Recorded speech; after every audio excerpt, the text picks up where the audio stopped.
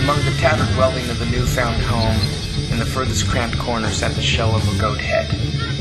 Strangled in copper wire, scraped of its insides, unwashed behind the ears fuming a crooked name spoken in hinges. To a thinning cow lick spat his crippled limb, dragging along the hump of the floor, sobbing from the smacking mouth of the demamon welds, making wisecracks, spilling from the corners with their pink flinches, second-glancing their every move. It ate pickled nose cartilage that fell from the ceilings, a pork-skin drizzle unnerving the humans, while he read aloud from his favorite books, in glossolalia slang and Harris-X truths. The following swayed patiently, unlocking their hair as it was glued to their upper lip comb-over.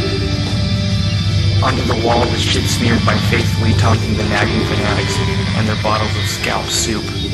They cooked up a tar to smudge on their eyes, a lunar antidote and powdered underneath the oncoming pestilence of their idling fingers. It wrote them a seance. It penetrated their every dependent desire. It hacked off the central headpiece to the collective. It wrote them a message in the marrow with a knife, with the extension of Baphomet transfusion. Glued to the animals, perversions of their former selves, patiently biting their fingernails looking for a clue. As soon as it failed to appear, the faithful fell under the spell of public execution. It had been an eternity filled with useless ritual and all for nothing, promising salvation, but only flies came swarming round for a better taste. What was left were the scraps, dressed in animal skin, defiled servants holding their breath, fatherless culprits blaming their kin, waiting for an answer. They thought a day would come, or a draft might choke in mid-air squeal, some sort of indication.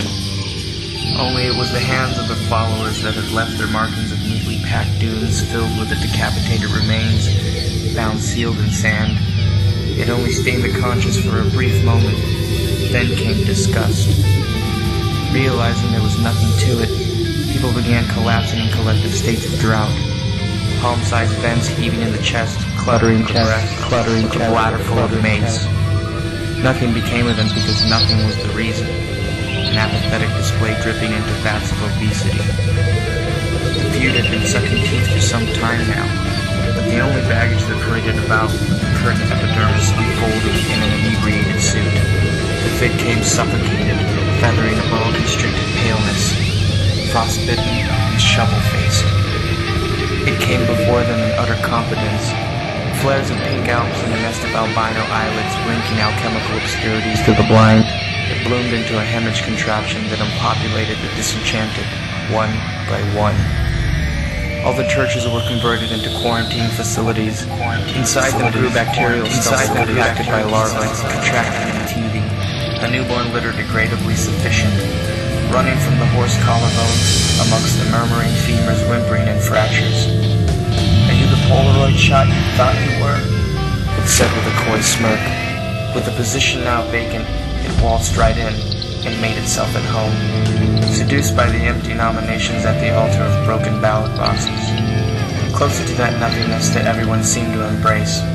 As it pissed all over them, a sigh of relief steamed off the soaking depressants. An impending sleep was on its way.